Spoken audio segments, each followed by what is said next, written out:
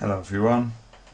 Today I've been working on adding some support for the Sparkfun Quiic boards into Flowcode 9. I've created a few components. I've got a component here for their RFID module, which contains the ID12LA RFID reader. It's a 125 kHz RFID reader module.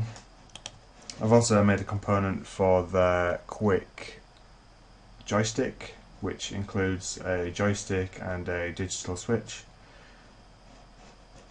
Lastly, I've adapted our SSD 1306 I2C component for their Quiic OLED board to drive that. And I've just made a quick program to demonstrate these three I2C devices working together. These are all connected to the same I2C peripheral, so they're all on channel 1. I'm using an Arduino Uno at the moment, but it could be anything. It could even be software I2C if you wish. So they're all connected to the same channel 1. In my program, I initialize the three modules. I set the font scale for the graphical display. I've got a simple component macro to display a message, which basically just clears the display and then outputs the string parameter to the display. I've then got my infinite loop, which contains a short delay so we don't rattle around the loop too fast. I check the RFID reader for a new tag.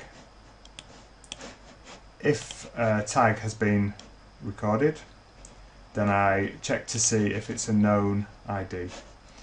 If we look at the component properties, then it can store a number of IDs as known IDs, and currently this is set to 5, so you can increase this as required. If it's a known ID, then we'll go down this branch where we turn on our LED, which is connected to pin D5. We'll print a message open, we'll wait a few seconds, and then we'll go back to our ready state and turn our LED back off. So the LED could be used for something like a relay that might control a door, and then we would have access control via a RFID card. If the tag is unknown to us, then we go down here and we'll sample the switch on the joystick board. If the switch is pressed, then we will store the tag ID,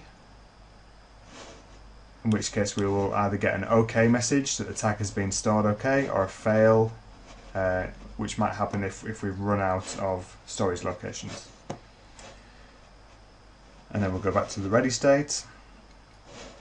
If the button is not pressed and we just get a random tag coming up to the reader, then we'll get the message fail, and then after 2 seconds we'll go back to the ready state. So if I compile this program to my hardware, here it's compiling and now it's programming.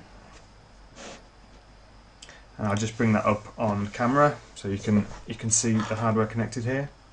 I have the Quiic board connected via Raspberry Pi interface.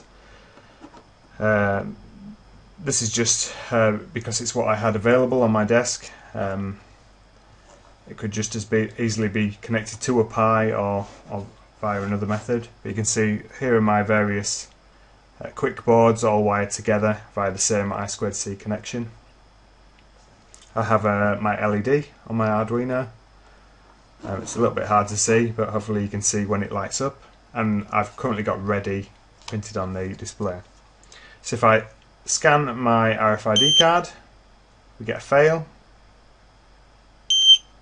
Fail again. So now if I press the switch and scan it, we've now got the OK message. And if I scan it again now, we've got open and our LED is lit.